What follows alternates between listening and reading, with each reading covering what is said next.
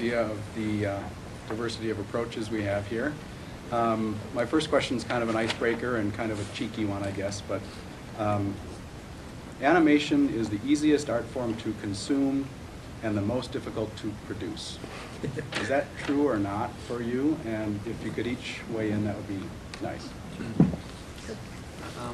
Yeah, I think that is true. You guys want to come down here? Please? Yeah. Yeah, but you guys come down here. We'll speak up, but you guys in the corner come down here. A treaty.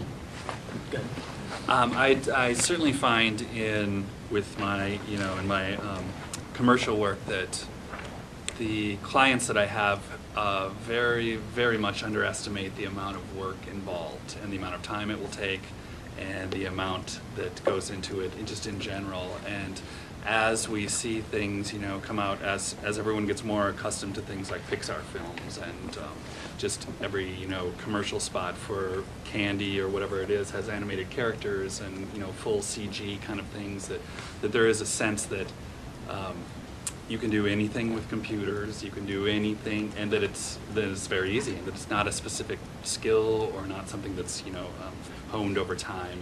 And so, you get a lot of requests for the world or for the moon, in 2 days, and so it's it's all being consumed, like you're saying, and there's not a huge amount of respect for just what goes into it.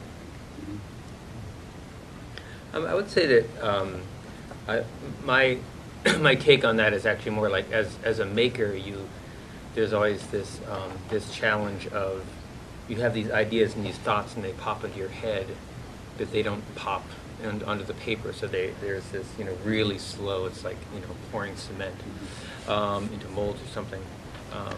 So I do think that it is funny. There was the famous Chris Rock thing in the Academy Awards. Animation's so easy.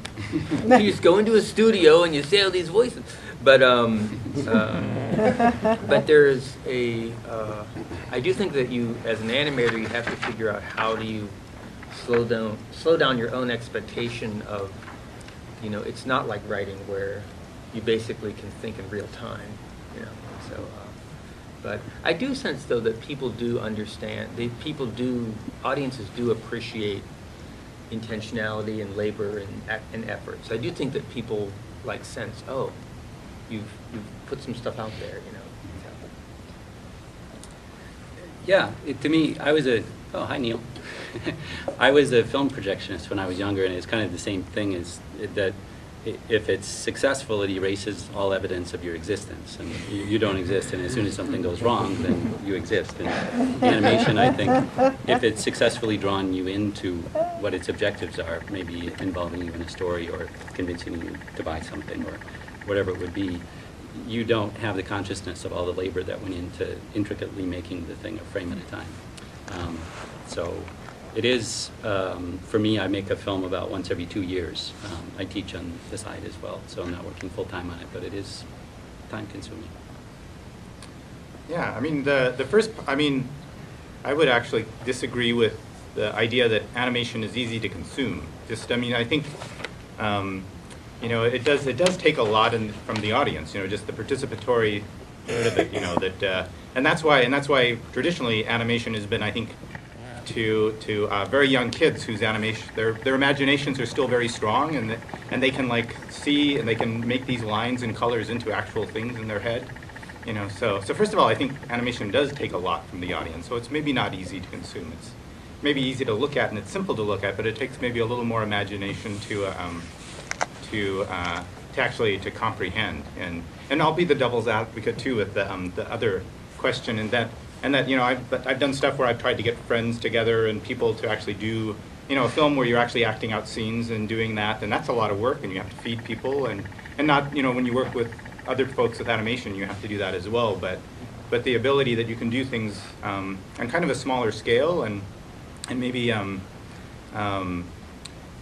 that's actually it's hard. It takes a lot of time. It's hard work, but in some ways, you don't have to deal with all those logistical issues that have to do with weather and planes flying over, and unless you're doing the audio outside like Scott is. But that there's a lot of things that you don't have to deal with when you're doing animation that you do have to deal with when you're doing kind of traditional filmmaking.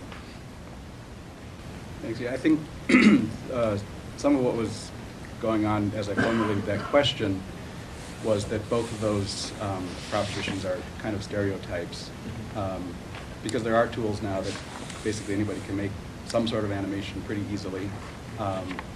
And I think some of you are doing work that is not necessarily easy to consume, but that might be more for emotional reasons than anything else.